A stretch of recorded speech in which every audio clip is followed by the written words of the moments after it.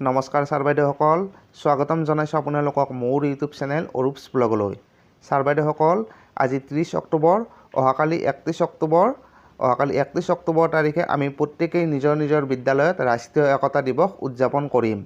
আপোনালোকে নিশ্চয়কৈ জানে যে চৰ্দাৰ বল্লভভাই পেটেলৰ জন্মদিনটো সমগ্ৰ ভাৰতবৰ্ষতে ৰাষ্ট্ৰীয় একতা দিৱস হিচাপে পালন কৰা হয়।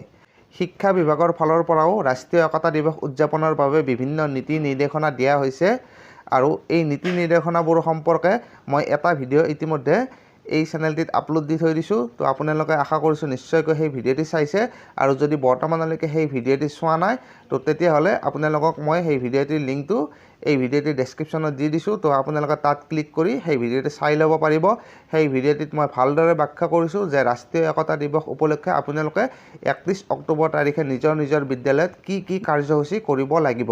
ৰাষ্ট্ৰীয় একতা দিৱস উপলক্ষে শিক্ষা বিভাগৰ ফালৰ পৰা যিকেইটা কাৰ্যসূচী বা নিৰ্দেশনা দিয়া হৈছে, সেই নিৰ্দেশনাকেইটাৰ ভিতৰত এটা হৈছে প্লেচ টেকিং, অৰ্থাৎ শপত গ্ৰহণ বা সংকল্প গ্ৰহণ।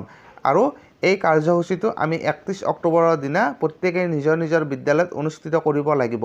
আৰু আজিৰ ভিডিঅ'টিত মই আপোনালোকৰ কাৰণে সহায় হোৱাকৈ লৈ আহিছোঁ যে শপত গ্ৰহণ অনুষ্ঠানত আপোনালোকে কোনকেইটা বাক্য শপত গ্ৰহণ কৰিব বা কোনকেইটা বাক্যৰে আপোনালোকে সংকল্প গ্ৰহণ কৰিব। তো ইয়াতে স্ক্ৰীণত মই আপোনালোকক শপত গ্ৰহণ কৰিবলগীয়া বাক্যকেইটা দেখুৱাই দিছোঁ।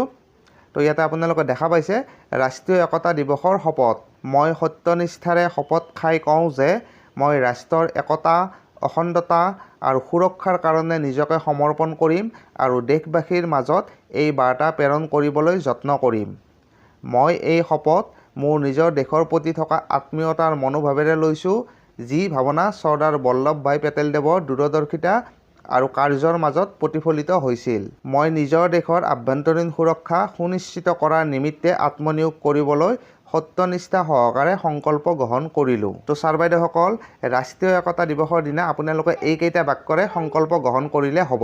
তো আপোনালোকৰ সহায় হোৱাকৈ মই আজিৰ ভিডিঅ'টিত এইখিনি আপোনালোকৰ মাজলৈ লৈ আহিলোঁ। তো ছাৰ বাইদেউসকল, আশা কৰিছোঁ নিশ্চয়কৈ এই ভিডিঅ'টি আপোনালোকৰ কাৰণে যথেষ্ট উপযোগী হ'ব।